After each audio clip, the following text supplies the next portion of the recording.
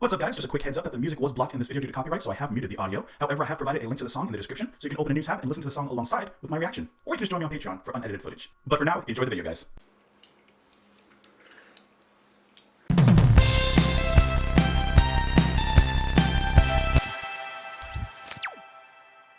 What's up, guys? Welcome back to the channel. I hope that you're having an amazing day. My name is Justin, and today we're listening to the Beatles. With two songs, we're going to listen to the first two tracks off of their album Revolver, Taxman and Eleanor Rigby. As I said, this is off of their album Revolver, which was released in 1966. Is this working? It doesn't sound right on my end, but maybe that's just me. So yeah, we finished Abbey Road a little while ago, and I always had in the back of my mind, okay, which album should we look at next? And a lot of you guys had recommended this one, so I figured why not begin our journey? And the album cover looks cool. I thought the name was cool. You guys said it was pretty cool, so here we are. Cool people on a cool day. I also just woke up from a nap that I didn't mean to take. It's been happening more often where out of nowhere I just fall asleep. Like, not like, you know, when I'm driving or at work. I mean, like, just, you know, you sitting there watching YouTube. I was just watching sumo stuff and I just woke up and 5 o'clock. You can join me on Twitter in the comments down below. Let's do the first two songs. If the video is blocked, you guys know, the link is in the description to watch the full version. This is Taxman and Eleanor Rigby. 1, 2, 3.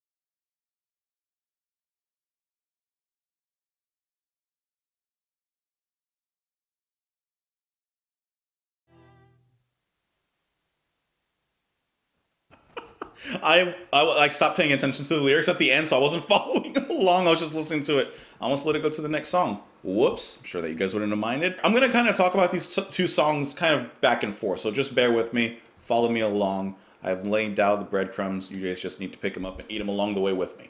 Okay, so both of these songs have really strong lyrics in the things that they're portraying. Okay, like extremely well. Let me back it up to Eleanor Rigby. Okay, so one, I think that it's just cool how it's really just strings and the voices of the Beatles.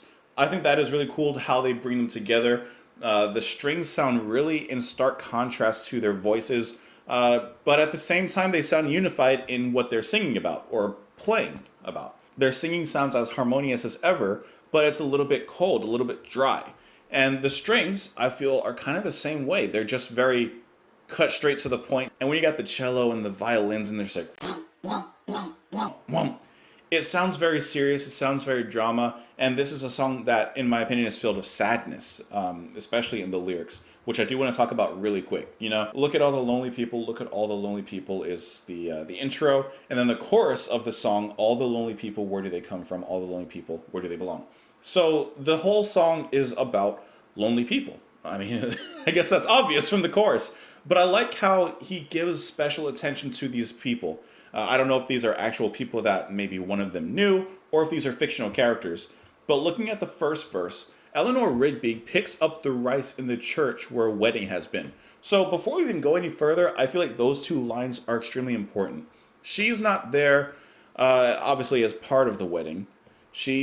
Maybe she's just like the afterthought, for lack of a better word, right? I mean, she's a person that is seen as being lonely. She is lonely. She feels alone. That's an incredibly powerful lyrics just in those two lines. She's there to pick up the rice after the wedding.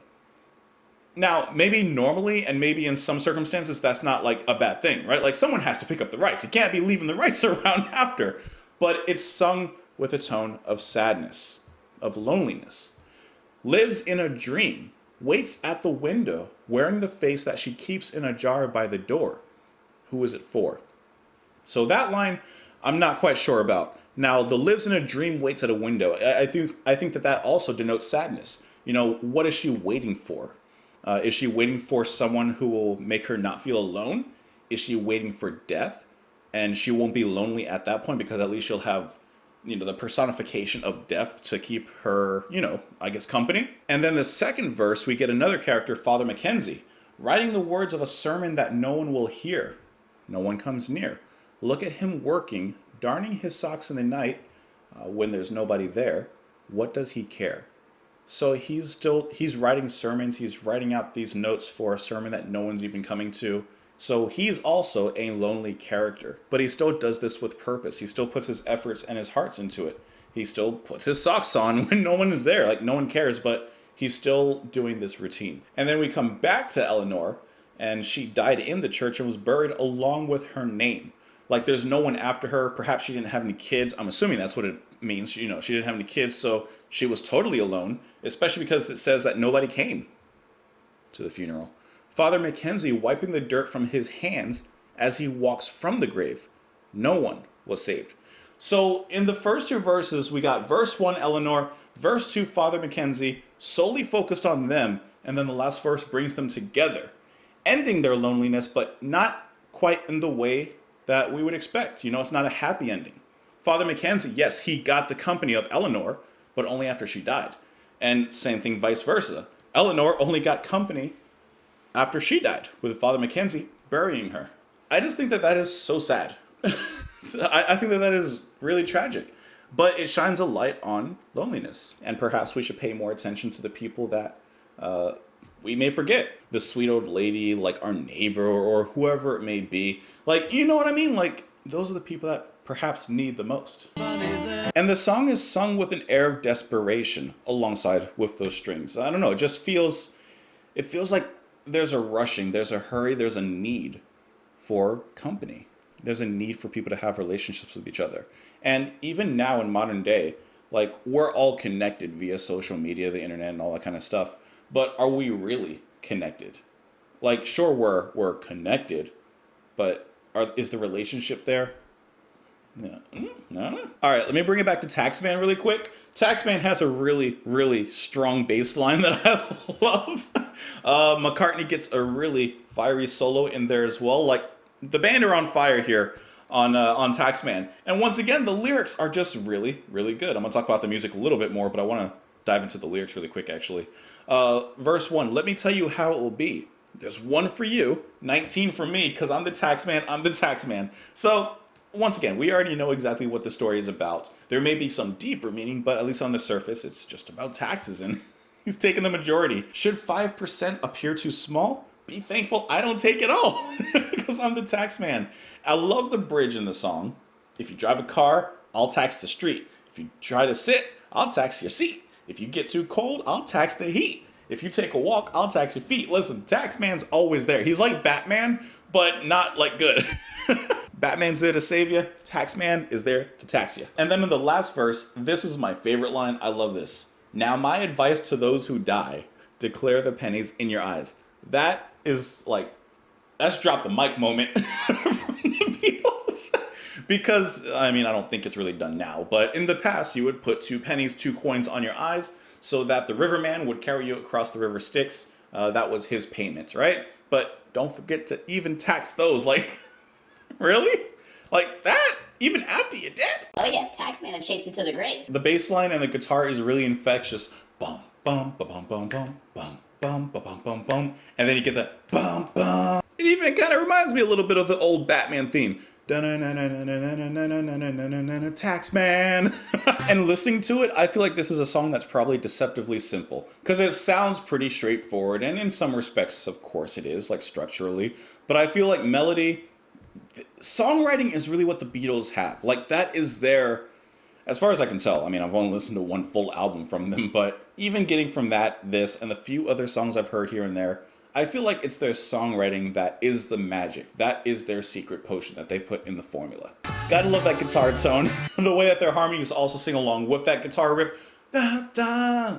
You get some cowbell in there as well. I mean, how can you not like that? But yeah. Otherwise, I mean, these are just 2 really strong songs to start off the album. I mean, this is great. Anyways, let me know what you guys thought of it. You can join me on Twitter in the comments down below. I hope that you're having a wonderful day. I promise I'm not going to go take another nap. I didn't do it on purpose in the first place. It was an accident. You can also support the channel on Patreon if you'd like. You don't have to, but, you know, it's an option there for you. And otherwise, I hope you have a great day. Talk to you tomorrow. Bye.